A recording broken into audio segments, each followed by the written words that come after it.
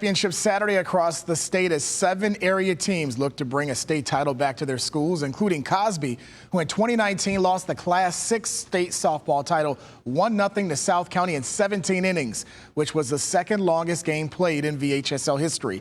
This afternoon, the rematch at COSBY. 17 innings was not needed to decide a winner. Top of the first, no score for Rachel Britton, who singles to left for a hit. Megan Pastino, around third, will score the game's first run for South County. Bottom of the inning, COSBY strikes back behind Lorraine Gallagher, who goes to left center. And over the head of Mason Sarami, Lauren Richardson will score to tie it up at 1. It stayed that way until the 5th when Alex DINARDO, the power of the money ball. The best time for Alex to hit her first ever career Grand Slam in a state final. COSBY takes the lead 5-1.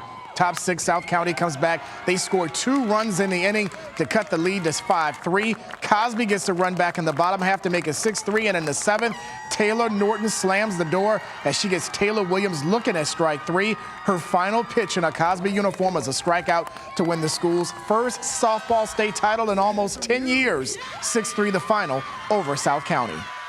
It means everything. You know, I continue to coach because I want to try to get the next one and get the next one. That's what I keep trying to tell the kids.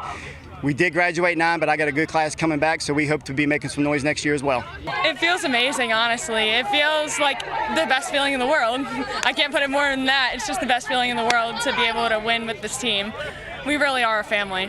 It feels great because we lost our season last year. We had a chance to get that, so I'm definitely glad we could get it our last time and last year. And meanwhile, in the Class 3 softball final, Rustburg scored a run at the top of the 7th to get a 1-0 win over New Kent to win the state title. Still a great season for the Trojans, who finished 14-2 on the season. We'll have highlights of this game on the Feel Good edition tonight at 11. In Class 4 baseball, Hanover and Broad Run met for the state title in Ashburn. Bottom 5, 2-0 Spartans for Adam Chow, who grounds to short. The throw is low to first and gets away. Jake Flicker around third will score to make it 3-0 Broad Run. Top of the 6th, same score for Hanover's Seth Keller.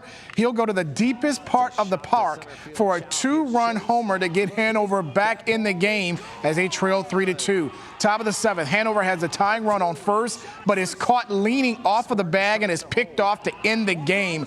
Broad Run wins the state title in that fashion in Class 4 baseball as they win it 3-2 the final. In Class 1, Essex made the trip to Southwest Virginia to play Auburn for the state title. The Eagles put up a 3 spot in the first, tacked on in the second. That's a double off the bat of Parker Hale to put runners at second and third. Then Tyler Sparrow will get the run home with this sac fly to deep left to make it 4-0 Eagles in the second inning. We head to the 4th, same scenario again for Sparrow, and he gets the job done one more time. A long fly ball to center. That scores Caden Poff, and Auburn goes up 5-0. Reed Underwood was on cruise control until the 6th when Essex plates 2 off of the bat of Dorian Harris to make it a 5-2 lead.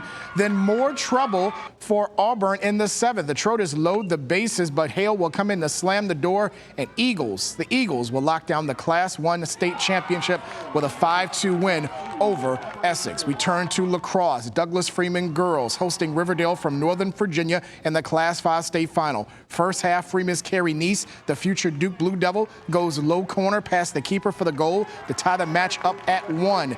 Later in the half, Bridget Wilson weaving through the Rams defense and goes low corner for the goal. The match was tied at 8 going into the break. Second half, Freeman's Grace Moore fires it past the Riverdale keeper to give the Mavericks a 2-goal advantage at 10-8. Later in the half, Clara D'Souza puts this one out of reach as she goes top shelf for Douglas Freeman, who for the first time in school history are state champs in girls lacrosse. They went at home 16-14 the final. I was just thinking that I can't believe how proud I am of these girls, and I've just watched them grind for so long. The season was taken away last year. We've had a lot of early morning practices, Wednesdays and Fridays. We went really heavy on conditioning this year, and I was just picturing all that sweat, all those sleepy faces in the morning, and I just saw it all come into fruition, and I just couldn't believe it.